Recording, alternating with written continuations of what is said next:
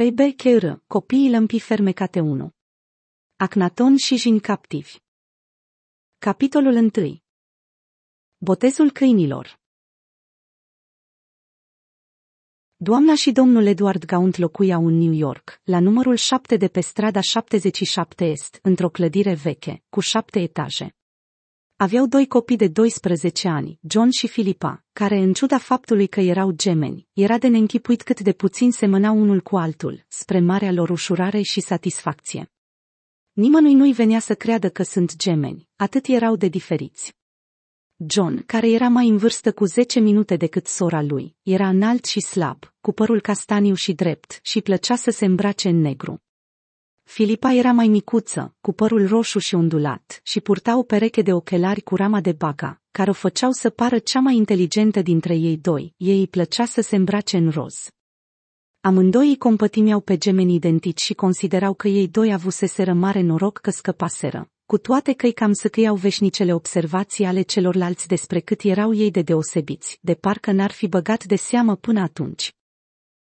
În mințile lor, însă, lucrurile stăteau cu totul altfel. John și Philippa adesea gândeau asemănător. Uneori, la școală, când profesorul punea cât o întrebare, amândoi ridicau mâna să răspundă exact în aceeași clipă. Când urmăreau la televizor emisiuni concurs, rosteau răspunsurile într-un singur glas.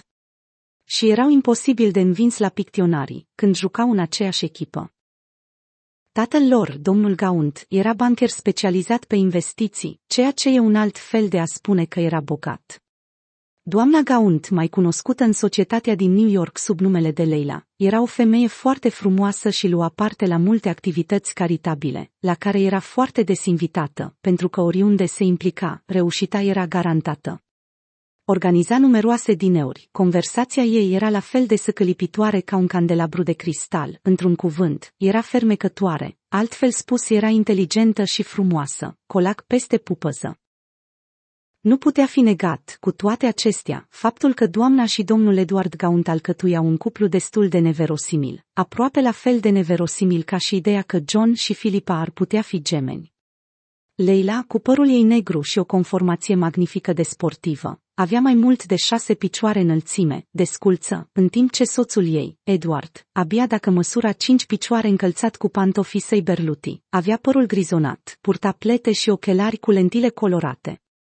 Oamenii o remarcau pe Leila atunci când intra într-o încăpere, dar rareori îl remarcau pe Edward, căruia, din fericire, îi plăcea să treacă neobservat, fiind un tip timid și retras, suficient de mulțumit că soția sa și casa de pe strada 77 acaparau toată atenția.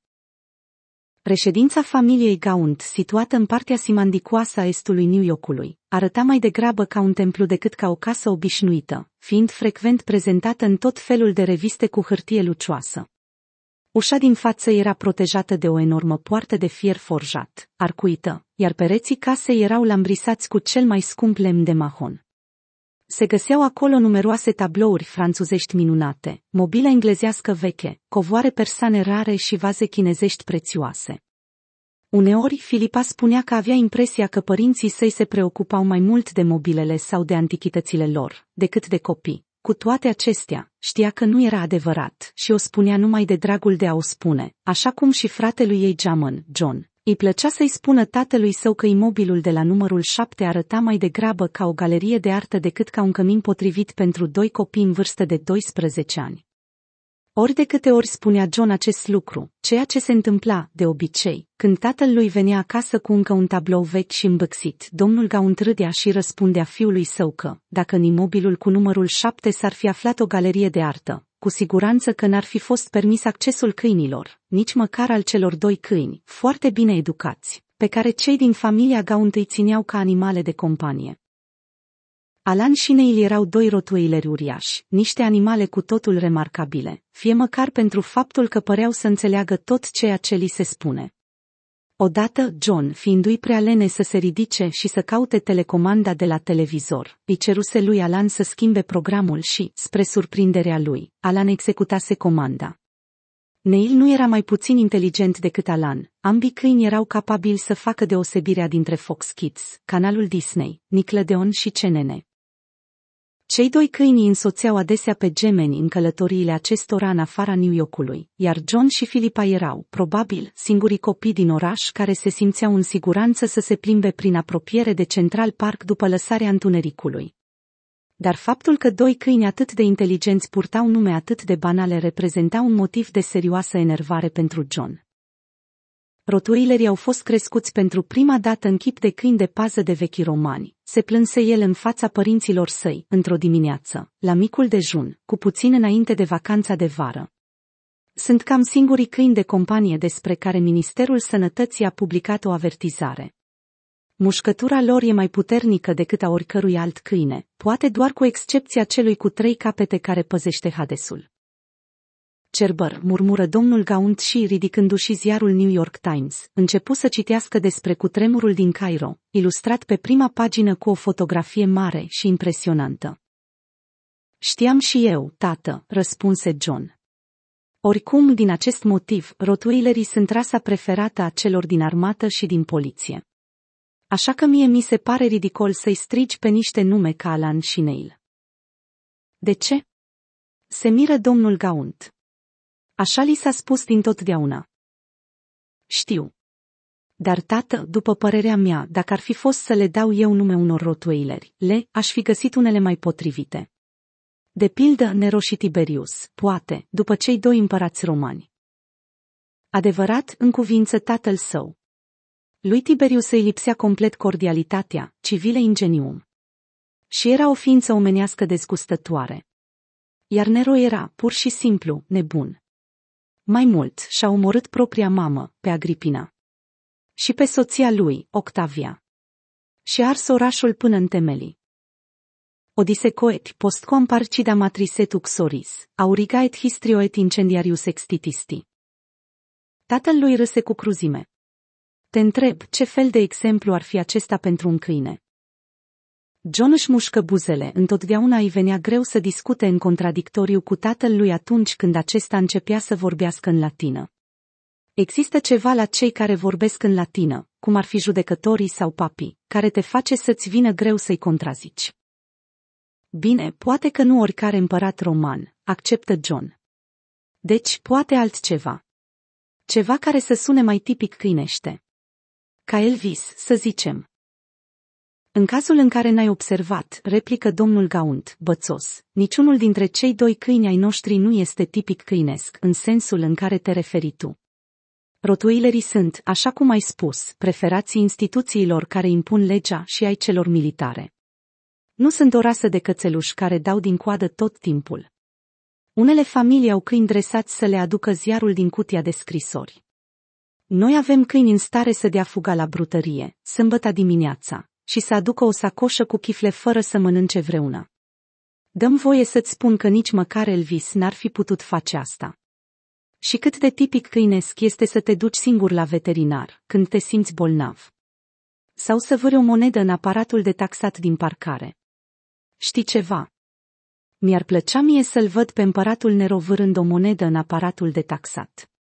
Pe lângă asta, adăugă el, împăturindu-și ziarul, acum e cam târziu. Sunt câini adulți. Toată viața lor i-am strigat Alan și Neil.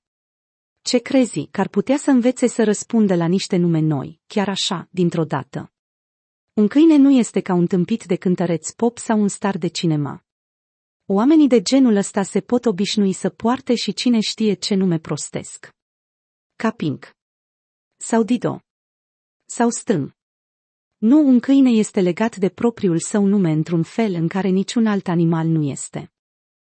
Domnul Gaunt aruncă o privire spre fiica sa.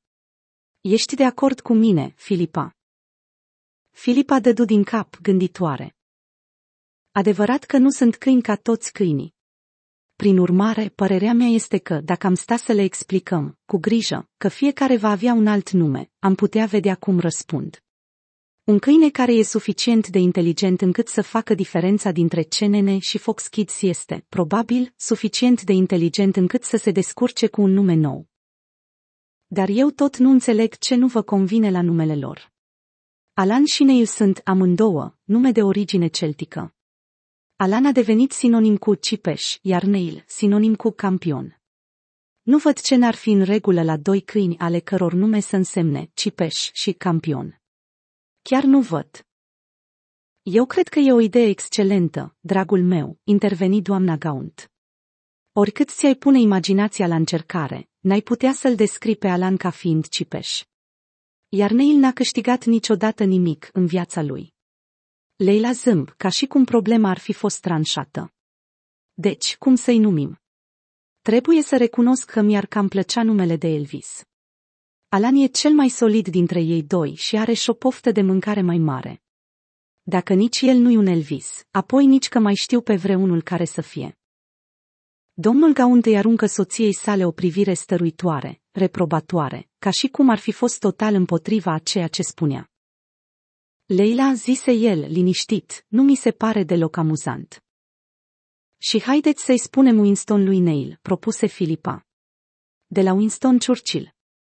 El e cel mai fioros dintre ei doi, iar cu fălcile lui și la cum mârâie, e late Winston Churchill. Îi plac și țigările de foi, adăugă John. Ori de câte ori fumează cineva în casa asta o țigară de foi, Neil vine imediat și începe să adulmece, ca și cum s-ar top după fum. E adevărat, îl susținu Filipa. Așa face, nu-i așa? Ei bine, singura problemă care mai rămâne este cine o să le spună. Continuă John. Tu trebuie să faci asta, mamă, zise Filipa. Pe tine întotdeauna te ascultă. Toată lumea te ascultă. Până și tata. Era adevărat, Alan și Neil o ascultau întotdeauna pe doamna Gaunt, fără nicio ezitare. Eu tot nu sunt de acord, se încăpățână domnul Gaunt. Foarte bine, atunci să supunem la vot, propuse John. Toți cei care sunt pentru schimbarea numelui câinilor să ridice mâna. Văzând că se ridică 3 mâini, domnul Gaunt oftă, înfrânt. Bine, fie ca voi. Dar pun pariu că Alan și Neil n-or să înghită asta. O să vedem, replică doamna Gaunt. Știi, ar fi trebuit să ne gândim mai de mult la asta, dragul meu. Copiii chiar au dreptate. Și Leila își vârâ degetele în gură scoțând un fluierat asurzitor, pentru care ar fi invidiat-o orice cowboy. După câteva secunde, cei doi câini își făcură apariția în bucătărie și se postară în fața doamnei Gaunt într-o atitudine care arăta că sunt gata să execute ordinele. Ascultați-mă cu mare atenție, băieți, spuse ea. S-a hotărât ca voi să aveți, de acum încolo, alte nume, mai potrivite unor câini. Neil privi spre Alan și scoase un mărâit înfundat. Alan doar căscă ostentativ și se așeză. Nu vreau să avem discuții pe tema asta, insistă doamna Gaunt. Neil. Pe viitor, numele tău va fi Winston. Și Alan. Numele tău va fi Elvis. Ați înțeles?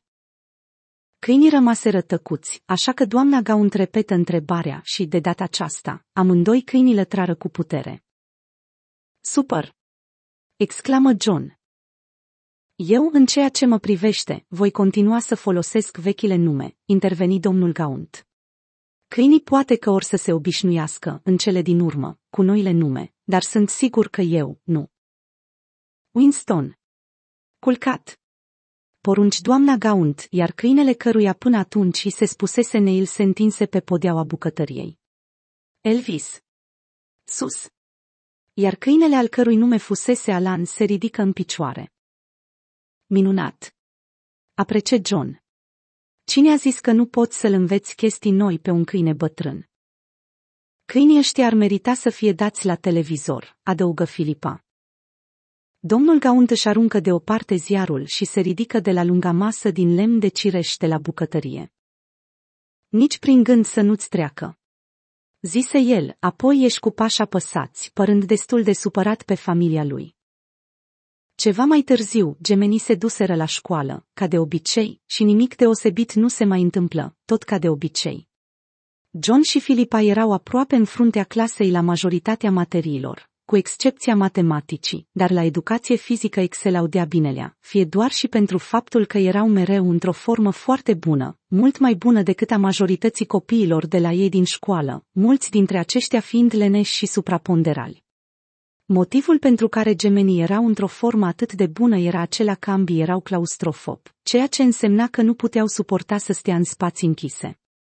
În mod special nu puteau suporta ascensoarele, care, așa cum vă puteți imagina, le făceau nu puține probleme într-un oraș ca New York, cu atâtea clădiri înalte. În timp ce majoritatea oamenilor urcau cu ascensoarele, John și Philippa preferau să urce pe scări, uneori alergând pe câte 50 sau chiar 60 de șiruri de trepte, până să ajungă acolo unde trebuia. Din această cauză, gemenii erau la fel de în formă ca doi purici sălătăreți.